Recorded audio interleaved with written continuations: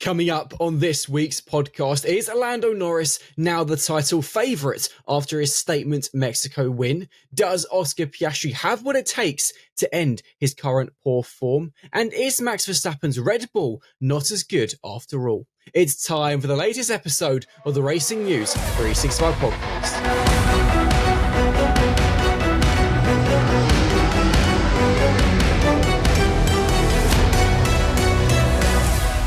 Hello and welcome to the latest episode of the Racing News 365 podcast, looking back at last weekend's Mexico City Grand Prix. From Racing News 365, my name is Nick Golding, and I am delighted to be joined by a slightly adjusted duo.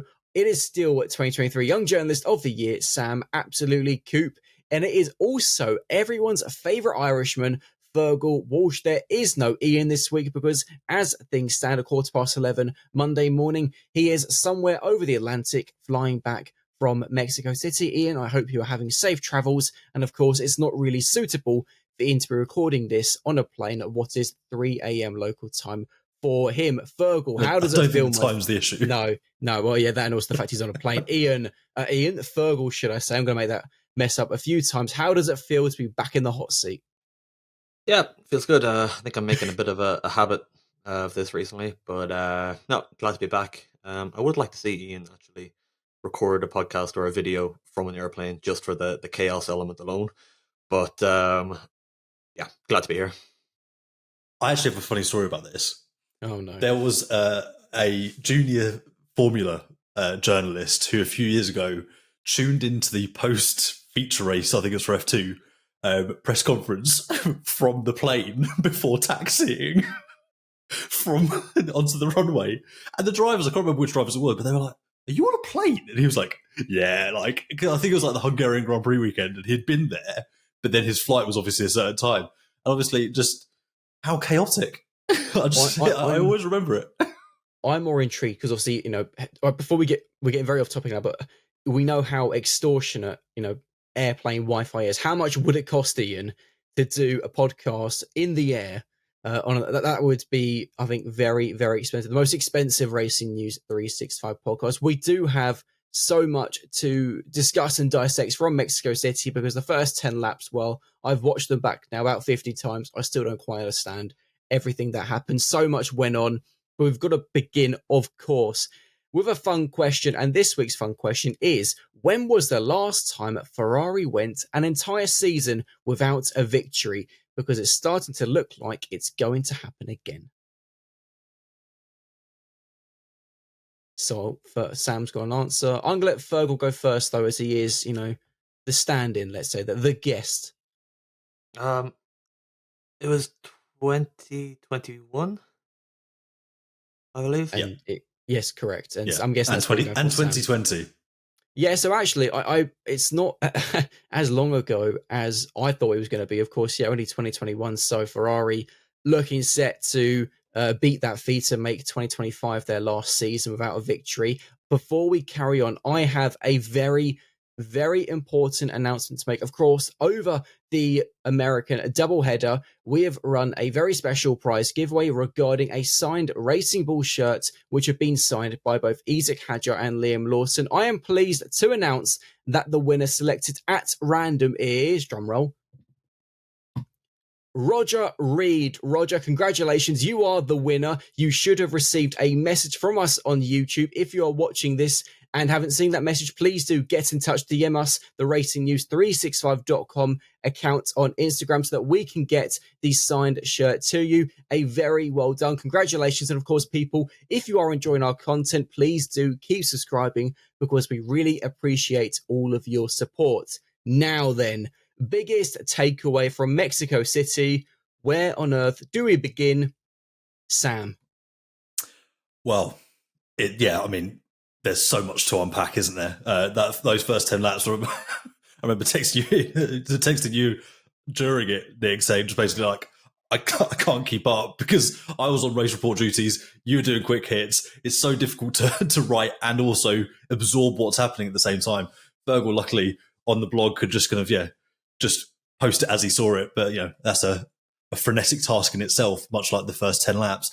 But the main takeaway for me was that whilst Lando was utterly dominant, crushing over the weekend, and it may well be the pivotal point in the championship. It may well be what ultimately sees him get to the crown above Oscar Piastri and Max Verstappen.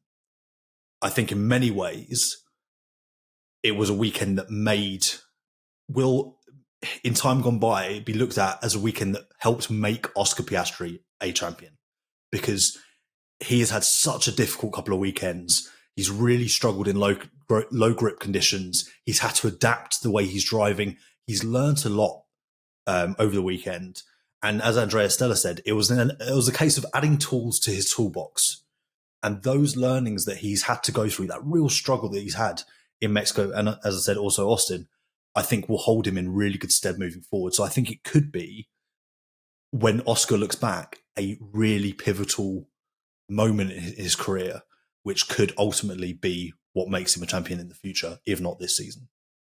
Yeah, it's a really interesting point, and obviously we're going to be discussing Oscar a bit more in depth later on in the podcast. For me, my biggest takeaway is completely different, and it's more just how lucky Formula One were on Sunday on lap 3 that, one of the two marshals who ran across the circuit were not hit. That's the kind of thing you just never want to see. There was quite clearly some, massive miscommunication. The FIA released a statement pointing out that they said, effectively marshals can't go on the circuit because Liam was obviously in the pit lane and will be going through that section soon. Yet despite that, there was still two marshals who ran across the track, and one of which was so close to Liam. There's been lots of videos circulating on social media from the grandstand showing just how close it was.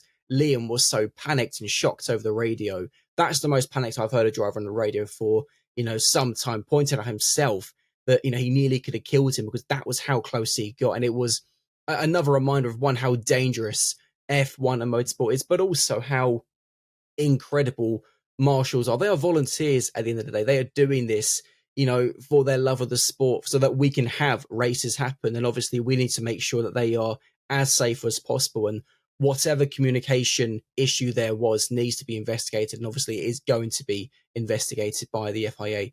Fergal, your biggest takeaway?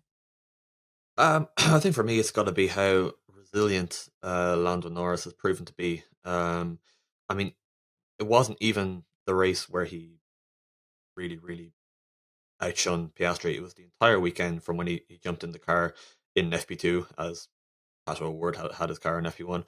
But he was just so strong from the get-go, and it's not something we've seen in the past, particularly from Norris.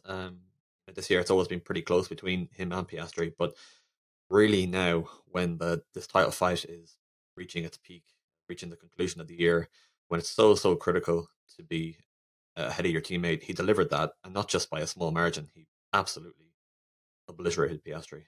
It was a very needed performance from him.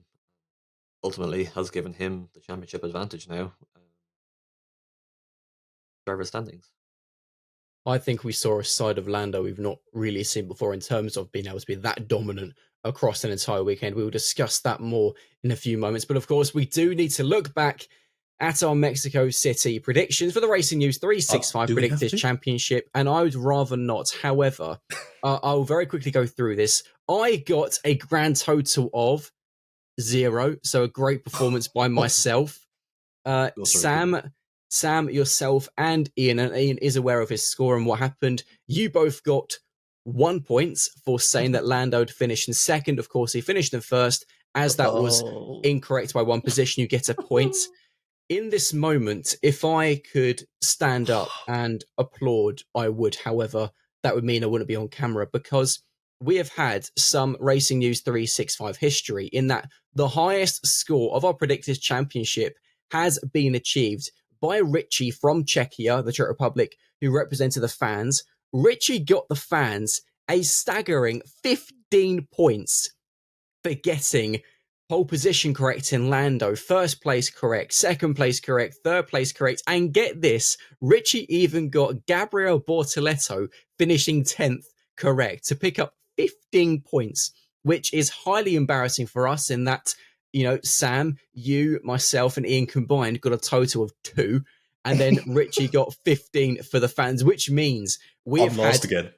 We have had some significant changes to the leaderboard in that, Sam. Yes, you are last on 87.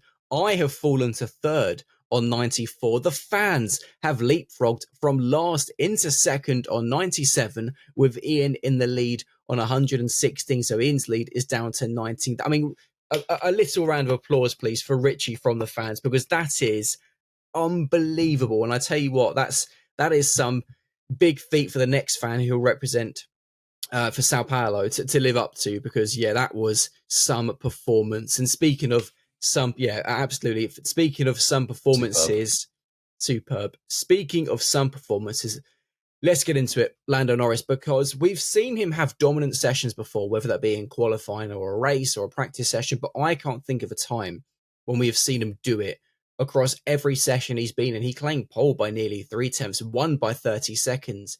In FP2, may not have been at the top, but his long run pace was frightening. It worried Max even then, that early in the weekend.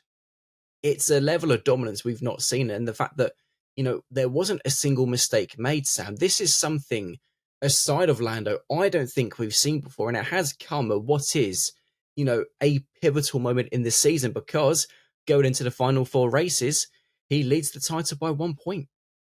He does indeed. And just on that long run pace that we saw early in the weekend, it's not like we got to the race and this was some big surprise. This was certainly coming. Fred Vasseur said that he was on another planet early in the weekend, which I think is a very apt way of describing it. Interestingly, Andrea Sella compared his weekend at large to Zandvoort and Singapore last year. But you are absolutely correct in pointing out that this was an error-free, flawless weekend from Lando Norris. And he certainly felt that it was his best weekend overall that he had put together. We've seen in the past him look very, very strong earlier in the weekend and it tail away, or a mistake creep in, usually in qualifying, that then puts him on the back foot for the rest of the weekend.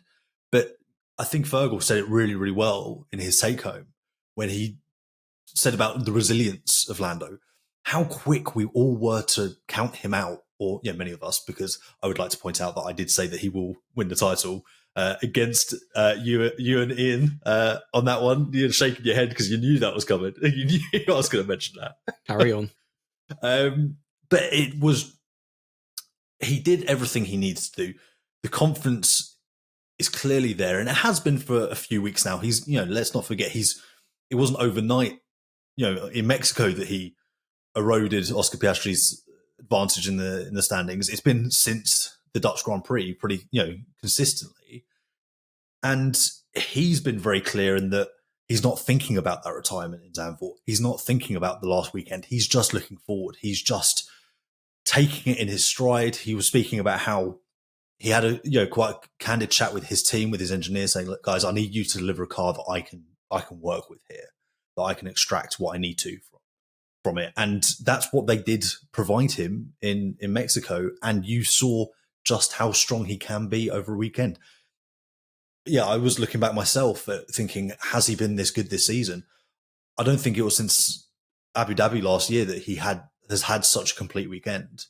And I remember we were saying last year that that was everything he would need to do to put together a really strong title charge. And if he can continue this over the final 4 rounds, he's going to be very, very difficult to beat. I'm going to defend myself for a moment because, you're absolutely right. I said that Oscar would win the title, and I thought this is before Max came perfectly into fair. This is because Max came into the fight and I, started driving the Max Verstappen hype train.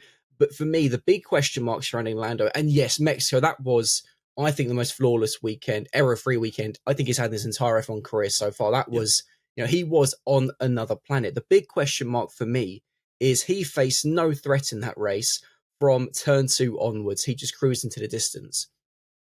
What is he going to do? And it's going to happen at some point in the final 4 races. What's he going to do when he is in a one-on-one battle or one-on-2 battle with Oscar and Max? We've seen that Oscar, to his credit, has what it takes to beat Max in a straight fight, thinking back to Miami, of course. Lando, we've seen quite often, comes out as the loser in that situation. And in order to win this title, is going to have to, at some point, fight on track Oscar or Max or both. yes, we saw obviously in Singapore what happened. And again, you look at the outcome of that, and he had these repercussions placed on him because the only way he made his way past was by making contact with both drivers.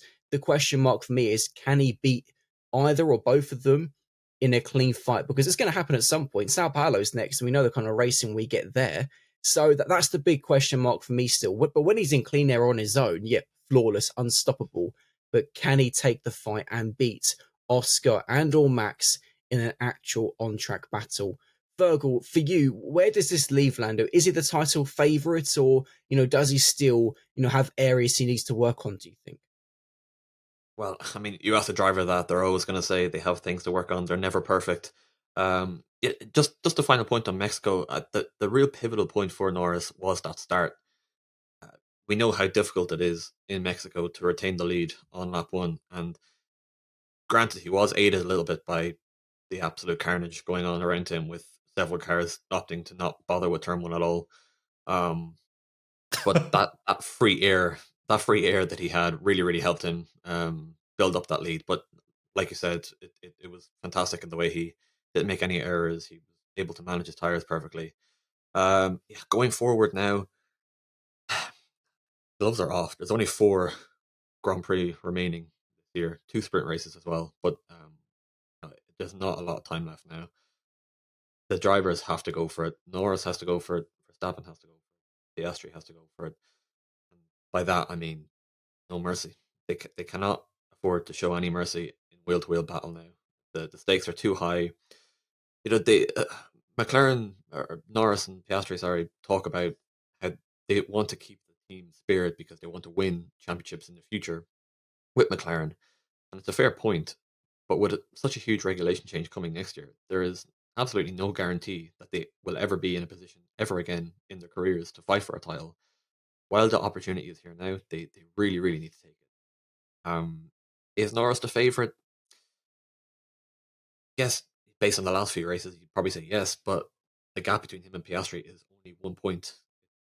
Absolutely nothing.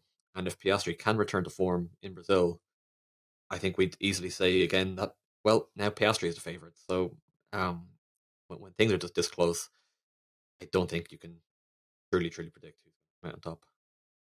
And of course, you've also got to factor in how much of an anomaly the Mexico City Grand Prix is because of the altitude. Fred Vasseur was saying after the race that so much of the performance there is derived from how well can you cool the engine, how cold can you keep that car? Well, not cold, but how well can you cool the car? And that was, he felt, where Ferrari had a bit of an advantage because yes, Red Bull seemed to be on the back foot a little bit, which is certainly bucking a recent trend. Laurent Mekies didn't really have an answer as to why at this stage, but you can bet that as you come back closer to sea level, that RB21 will start to again perform. But obviously Max now does have that 35, 36 point deficit that he needs to erode in just 4 rounds. So yeah, you've got Max on a charge, and just how the 2 McLarens can fight against each other whilst also not letting Max in through the back door. But of course, you do now have Oscar Piastri, 1 point behind. I think it's the first time he's not been leading the standings since Saudi Arabia, which is pretty staggering because Saudi Arabia feels like a lifetime ago at this point of the year. But this is the time, isn't it, Sam, now? And you obviously mentioned Oscar in your biggest takeaway. This is the moment now where obviously he's had this, bad run of form at pretty much the worst time of the year across Baku, Singapore, Kota, and obviously now in Mexico City. This is the moment where we've got to see, what is Oscar really made of? We've seen him bounce back from the odd mistakes, at times this year, but we've not seen him yet, bounce back from a really consistent, long, bad run of form, which he is currently on. This is the moment, isn't it, where we're going to see what kind of driver is Oscar Piastri. Does he have what it takes to roll up his sleeves, take the fight to Lando, and ultimately get that title lead back? You would have to say, judged on evidence, that he would be able to bounce back. Yes, he's been in a prolonged patch of poor form, but at least the last 2 weekends required him to drive a way that he doesn't naturally lend to his driving style. He doesn't like to slide the car through low grip conditions, whereas that plays to Lando's strengths. And there's no real reason, and Andrea Stella said this himself, there's no real reason to think that any of the 4 races will favour one over the other. So he is very well positioned. 1 point is let's face it, nothing at this stage. So all he needs to do is get to Brazil. Yes, he's only got 1 free practice session, but in some ways that might help him because it's just, you've got an hour, you've got to focus, you've got to concentrate. There's no thinking, and these drivers are incredibly strong mentally. He'll be able to tune out the noise as soon as he gets back in that car. And in some ways, it'll probably help him to, after an hour, be straight into another competitive session, hopefully in an environment where he will be able to then kind of thrive and just put to bed all of the last few weeks and focus forward for the final 4 races. So I think he's in a good position. I don't think he'll be panicked or worrying. Although, even if his body language did somewhat suggest that he's, kind of was going through it a little bit in Mexico, as we saw last week in Austin, I think he will know that, yes, he's lost his championship lead, but that doesn't kind of really take him out of the fight. He can very quickly turn this around. And you still got, of course, 4 races to make that happen. And as we know, Sao Paulo, quite literally, anything can happen. Right, Max Verstappen, who it was looking like was having a pretty bad weekend after, obviously, yes, he topped FP2, but was really unhappy with the car, was complaining about a lack of grip. I think it's the first time he's really complained the way he has since receiving the new floor in Monza, which, of course, was modified for Mexico City. There was a radical new cooling system. And obviously, after qualifying in 5th, it was looking like it was going to be, a race of survival, trying to not lose, too many points, because he said himself that he was really worried about the race, about his race pace, and didn't think he'd have a hope in hell of fighting for the podium positions. But in true Max fashion, as soon as he got those soft tyres for that second stint, was just ridiculous. He was on another planet for that second stint. He set 30 consecutive laps at a 1 minute 21 pace, which is just nuts, it's got to be said. And as a result, despite the fact Lando has won the race and taken the championship lead, Max has still reduced his deficit top of the standings from 40 to 36. And Fergal, that could be, come the end of the year, on what was a difficult weekend for Red Bull, where the RB21 wasn't as good as it has been in recent races, this could prove to be 4 really crucial points gained by Max. Yeah, of course. I mean, anything gained at this point is a positive. And like you said, especially on the back of that Mexico weekend, where it did look like it was going to be a struggle in the race. And I guess it sort of was for Max still, but the podium was a major blessing based on his pace on Friday and Saturday. Yeah, it was a very typical, I think, Max Verstappen race, because as well as those very, very consistent lap times, you also did have a bit of controversy. Argy bargy. Yeah, argy bargy. Yeah, he was also one of the drivers that didn't bother with turn 1. But yeah, it was entertaining, let's say, from Max. But it was great to see. He was again. I'll use that word that I use for Norris, resilient. He's not gonna go down without a fight. We know this from Max. We know how headstrong he is and how determined he is.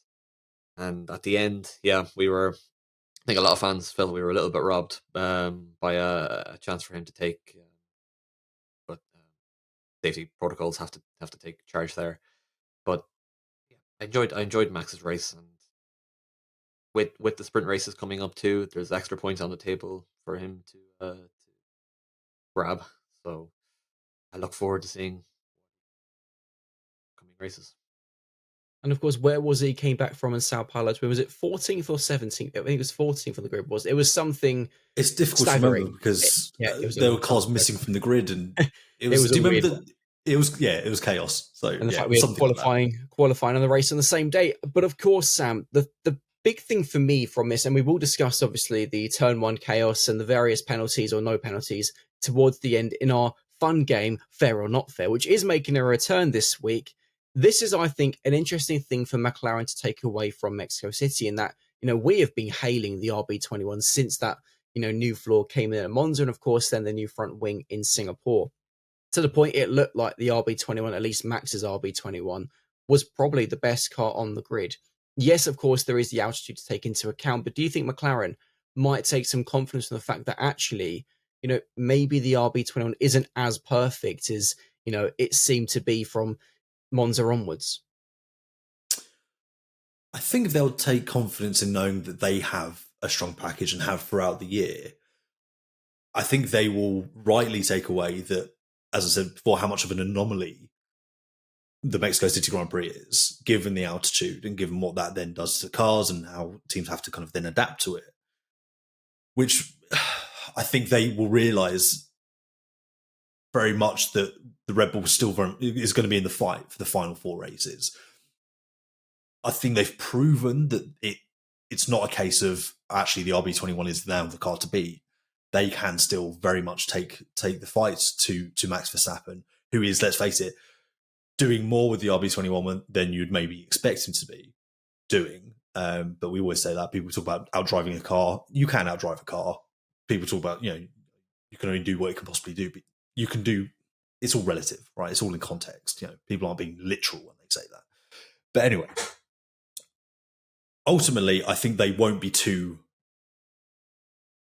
influenced either way over this weekend. That package will still be strong. Both packages will still be strong in the final 4 rounds. And they know there's nothing more coming. There is more coming for the Red Bull, we expect. And that's the jeopardy. That's the unknown for McLaren. That is what they will be most conscious of, is that what if you get to the final 4 rounds and the RB21 is actually a little bit clear of them? One package we obviously don't know if it's going to be strong or not over the final 4 races is the Ferrari, the SF25, because from session to session, who knows where they're going to be, but in Mexico City, they were pretty good, as they typically are there over recent years. Leclerc, of course, started in second, finished in second, and yes, as I know you'll probably say in a second, Fergal, he was another one of the drivers to not bother with the first corner. Lewis Hamilton did bother, so let's discuss Lewis, because it ended up being another race to forget. We were thinking, could this be the chance for Lewis to finally get that first podium in red, maybe even a victory if he could ace the first corner? And to be fair to Lewis, he made an amazing launch, was briefly in second, ended up being in third with Leclerc going off the circuit, then rejoining ahead of the 7-time world champion. It then kind of all just unraveled from there for Lewis, was attacked by Max Verstappen, a good battle. Both went off the circuit at various times. Lewis then went off the track completely at turn 4, cut the grass, rejoined ahead of Max, was given a 10-second time penalty for leaving the circuit and gaining an advantage. He served it at his pit stop, which in the end meant he finished in 8th. Was very unhappy with his penalty, pointed out that he was the only one of the lead drivers who went off and was penalised. But in the end, Fergal, that's a massive opportunity loss for Lewis, who is getting closer to a whole year without a podium for Ferrari. Yeah, and it was looking so good for him too for about 5 laps until Max ejected himself in that battle. But yeah, it's important to differentiate that the penalty that he got was for the advantage he gained over Verstappen Yes. by cutting the track. And that must be very frustrating for him, because if it was a case of where he simply backed off and let Max close up to him once again, Ferrari could have probably pleaded that and could have got away with no penalty. And whether he would have stayed P3 or not is anyone's guess. But it would have been intriguing to see how he could do, especially when you look at Leclerc, who was able to hold on for so long. You'd imagine maybe Hamilton had that opportunity as well. So disappointing to see that. Frustrating for Lewis once again to have another race without a podium. Streak is pretty long now. Yeah, he fell to 8, I think, at the race. So very, very difficult for Lewis, who I guess probably was hoping at the start of the race and even after qualifying that this could be the race where he'd finally get on top, because we knew that overtaking was going to be difficult because of the effect of slipstream. But yeah, once again, he was left walking away from the race, frustrated, irritable, and Sao up next for him. Obviously, a place where he loves, a place where the fans love him. Maybe that can give him some extra boost behind the wheel. But they're another disappointing weekend for Lewis.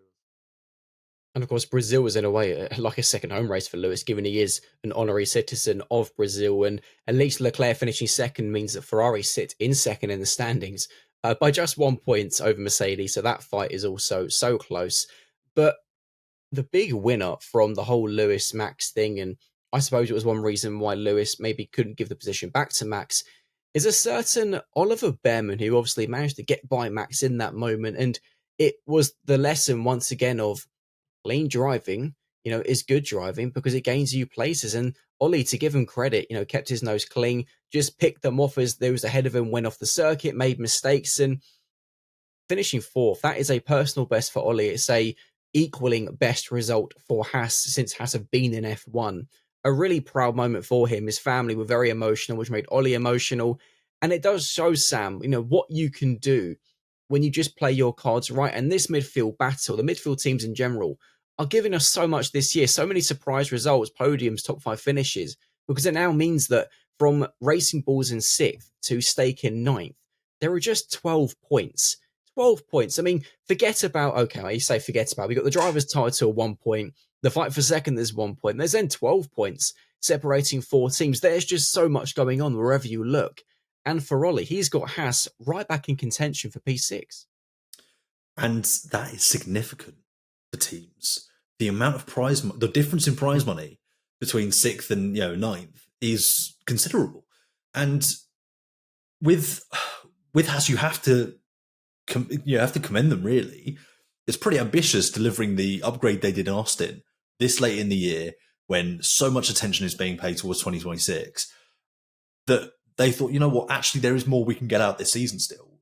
The team generally have felt, and Aya Komatsu has said this himself, that we haven't taken the points that were on offer well enough this season. We've given too many away by making mistakes and still a little not optimizing the opportunities that were there. And as you rightly point out, a big part of this year is not forcing the issue for these midfield teams. It's positioning themselves as well as they can to capitalize on those chances as and when they come. Nico Hulkenberg, I was going to say Switzerland. That's obviously where Sauber are based. Nico Hulkenberg at Silverstone, Ollie Bearman in Mexico. And what was really rewarding to see with Ollie is that when there's chaos going around him, you've got two world champions, a driver, let's face it, capable of winning a world championship in George Russell, all squabbling amongst themselves. Ollie comes through unscathed. It was a calm, mature moment in a calm, mature drive. And that is something that he hasn't always shown this season. The speed has always been there. And Aya Komatsu said that he kind of sat down with Ollie and kind of said, do you want to be a driver who's remembered for being quick but also crashes a lot? Is that what you want your legacy to be? And it feels like he's taken that on board and he's absorbed that. And this is the result of that. A fantastic result, fantastic performance, and one that will hopefully see him push on from here. I won't say that Ollie was completely unscathed. I won't go quote unquote because it was a naughty word. But Ollie did say that when he saw Max and Max getting closer, he was pooping himself. So that was not he did quite, He had a moment off track in the middle section of the track, the circuit, a few corners later. So that was a scary moment for Ollie. Speaking of pooping yourself, Liam Lawson probably felt the same way in regard to the marshals. And let's discuss that briefly, Fergal, because that was, something we thankfully don't see very often in Formula One. And understandably so, the FIA are taking this very seriously. They are looking into it. Interestingly, wasn't actually caught by the TV director. We didn't see it on the broadcast. It was actually on onboard footage where the moment was seen. But, a scary moment you just never want to see in Formula One or motorsport in general. Yeah, thankfully, like I said, we don't see it very often. Race control is a very tight-knit. They have such tight-knit procedures that everything is usually very, very coordinated. It reminded me a little bit, I think it was in Monaco, I can't remember which year, when Perez was coming out of the pit lane, 2016, I can't remember, and there was marshals at the end of the pit lane and he had to brake to avoid them. So thankfully this doesn't happen very often. One thing that's guaranteed from this, as is the case every time something potentially dangerous happens, the FIA never ever takes these, brushes them under the carpet. They always, to their credit, put safety first, and they have said they will conduct an investigation into why the marshals were there. They did release a statement saying uh, the marshals were deployed to get rid of debris, and then when they heard Lawson was pitching, they rescinded that call. But obviously, there was a communication breakdown somewhere. The marshals weren't aware because away from getting hit by Lawson. But thankfully, that didn't happen. But yeah, the FA will look into it and put measures in place so that something like this will happen again in the future. Absolutely. For certain. Do we fancy a game to end this week's episode? Fair or not fair? What do we think? I think that's fair. I think that's fair. I knew you were going to say that. Right. For those, obviously, we tried this last week and it seemed to go. We tried this last week and it went quite well. So I think this is going to become a regular feature for our podcast. Maybe its own video concept coming soon. Who knows? Let us know in the comments if you're watching this on YouTube, if you enjoy this part of the podcast. Fair or not fair, effectively, where we discuss various incidents and penalties. And, well, as the title suggests, whether it was fair or not fair. So let's begin with the only driver to actually get a penalty from the lead pack in regards to going off. And Lewis Hamilton obviously got a 10-second time penalty for leaving the circuit and gaining an advantage at turns 4 and 5, where obviously he left the circuit whilst fighting Max, but rejoined ahead of him. Sam, fair or not fair? Fair. Letter of the law, that is the penalty. He did gain an advantage, so it is fair. However, what I will say is, if you look at it within the context, within the prism of everything that was going on around, not only on lap 6 when the incident occurred, but also the first lap, where the whole kind of racing incident will be more lenient notion of the stewards and race control was taken to the nth degree, let's say. I think if you look at it on a spectrum, I agree with Fred Vasseur in that it was harsh, because nobody else was penalised, which is something Lewis Hamilton also pointed out himself. But if you're looking at the incident as an isolated incident, it is fair. Yeah, no, I also think if we look just at the Lewis incident, I think it was completely fair. And I don't quite understand why, he rejoined the circuit and then quite quickly had a pretty big advantage. Yes, of course, there was the whole Max and Ollie situation, but I do wonder, had Lewis slowed down a bit just to reduce that gap, would that have then have been a 5-second penalty rather than a 10? Things which now, in hindsight, but I just do wonder, why did Lewis leave such a big gap between himself and those behind? Was he thinking, let's break away to build that gap so that we can take the penalty and still remain ahead? Of course, the 10-second meant that was pretty much impossible unless you had the speed of Lando Norris to build that kind of gap. So for me, actually, I wonder if Lewis was even a bit fortunate not to get a double penalty and, for not being penalised for also failing to follow the race director's instructions and regarding to how to rejoin the track. At that point, there was a little track in which you're supposed to take to rejoin. The stewards judged that, his speed meant he couldn't do that. So perhaps fortunate there not to get a double penalty. But no, for me, in terms of the 10-second, I think fair. Fergal, he's saying no. Yeah, I disagree. I think it was not fair. I think you look at where he came back on track. Was he 10 seconds ahead? No, and I know that's kind of really nitpicking because there's no criteria for the stewards to lean into to say gained X amount of seconds, so he's going to be penalised X amount of seconds. But I think 10 seconds is harsh. I could see an argument for maybe 5-second penalty, but 10 seconds is word. And one thing, well, I don't want to go off on too much of a tangent, but it kind of frustrates me in a way that the incidents on lap 1 were more or less kind of not really taken into consideration. And I know that the stewards are often very lenient when it comes to lap 1 incidents, but I hate that rule. Really, really do hate that. As George Russell said, it was a get out of jail free card for many drivers. But yeah, coming back to Lewis, I think 10 seconds. I mean, that's a lot of time, and completely destroyed his race. Yes, probably should have gotten some sort of a penalty, but 10 seconds is. Fred Vasseur very much felt that 5 would have been acceptable, and that wouldn't have cost Lewis P4. He focused on P4 as where he felt Lewis kind of would have ended up, and he felt that he wasn't asking for things to be taken into consideration what it means at a certain circuit, but he basically made the point that it put Lewis right to the back of the queue, and from there was no way that he could get back through. So he felt that it was very much disproportionate. So I think that is a fair point. I do see completely that angle. But also, as yes, Ollie Bearman had got past Max, and if you're talking about giving a position back, tough. Like, that's just how it kind of transpired. But yeah, I do agree that had he just eased off and not taken that full advantage, he may have just about got away. Okay, two more to discuss. And let's go Max. The fact he obviously didn't get a penalty in regard to the turn 1 incident on, I think it was lap 8, with Lewis, where obviously Max dived up the inside.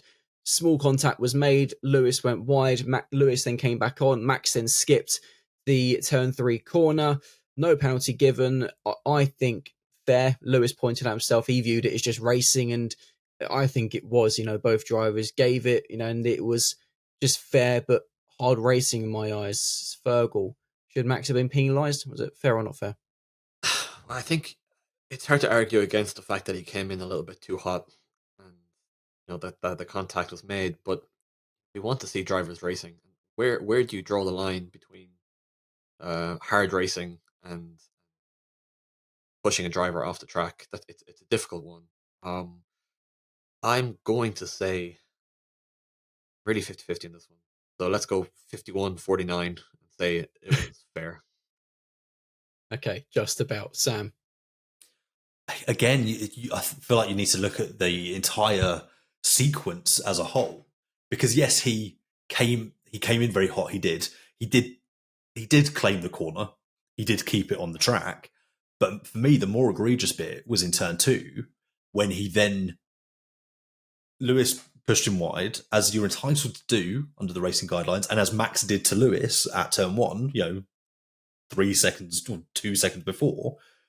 And then that is then what ultimately culminated in the whole turn 4 mess, and Lewis then eventually getting a 10-second time penalty. You could make the argument that Max probably should have feathered out the throttle at that point and let Lewis pass, because he did ultimately at turn 2 go to the grass to stay ahead. So the turn 1 bit, fair, but do I think there maybe could have been a penalty for turn 2? Yeah, I think there could have been. But again, you can see just the shades of grey that the stewards are having to deal with when it comes to these kind of incidents. And we have one more to discuss. And I've picked out one driver in particular, and obviously it regards turn 1 on lap 1. Fergal's now going to be licking his lips because he's been mentioning this all podcast. And of course, we had 2 of the top 4 go off and cut the grass at turn 1, rejoining on the exit of turn 3.